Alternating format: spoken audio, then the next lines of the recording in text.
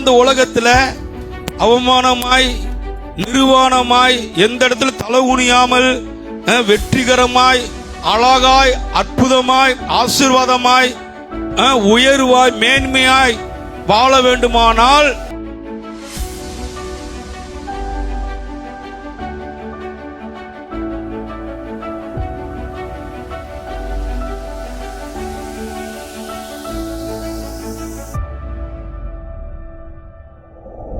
தரித்திரம் போகணும்னா நம்ம ஊரில் ஒரு பழமொழி சொல்லுவாங்கல்ல,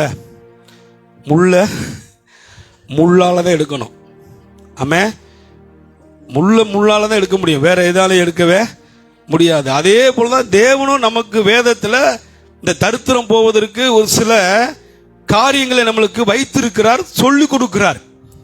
அதன்படி நம்ம போகிற பொழுதுதான், அதன்படி நம்ம வாழுகிற பொழுதுதான் அந்த தரித்திரத்தை நம்மளிருந்து என்ன பண்ண முடியும், முற்றிலையும் விரட்ட முடியும். அதைத்தான் இயேசு லூக்கா 6:38 எடுத்து சொன்னார். கொடுங்கள், அப்பொழுது உங்களுக்கு கொடுக்கப்படும்.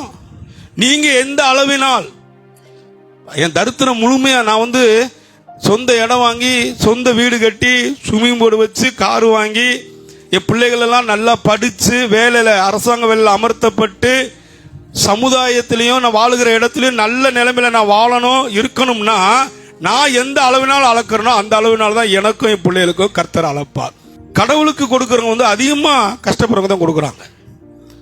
ஆமே, ஆனால் நான் சொல்றேங்க, இன்றைக்கு நீங்க வேதனையோடு கொடுக்கலாம். இந்த சோதனை அவங்க மிகுந்த உபத்திரத்தில் சோதிக்கப்படுகிறதுனா கொடிய தரித்திரமுடையவர்களா இருந்து கடவுளுக்கு உதாரணமா கொடுத்து அப்படி ஒருவேளை இந்த வேத வசனத்துப்படி நீங்க கொடுக்கிற ஜனங்களா இங்க இருப்பீர்களானால் உங்களுக்கு ஒரு காலத்தை கர்த்தர் நிர்ணயிச்சிருக்கிறார். அதை எதிர்பார்த்து காத்து வாழ்ந்து கொண்டிருங்க. அந்த நேரம் வருகிறப்ப நிச்சயமா சொல்லுகிறேன், நீங்கள் ராஜாவாக ராஜாத்தியாக கர்த்தர் உங்களை மாற்றுவார். கரங்களை உற்சாகமாக தட்டுவார். அல்லேலூயா.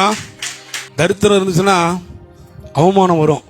ஆமே, அது பேர் நிர்வாணம். அல்லேலூயா.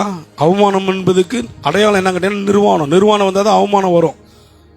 ஆகையினால்தான் நான் இந்த உலகத்துல அவமானமாய் நிர்வாணமாய் எந்த இடத்துல தலை குனியாமல் வெற்றிகரமாய் அழகாய் அற்புதமாய் ஆசீர்வாதமாய் உயர்வாய் மேன்மையாய் வாழ வேண்டுமானால் நான் கீழ்ப்படிய வேண்டும், கடவுள் சொல்லுவதை கேட்க வேண்டும்.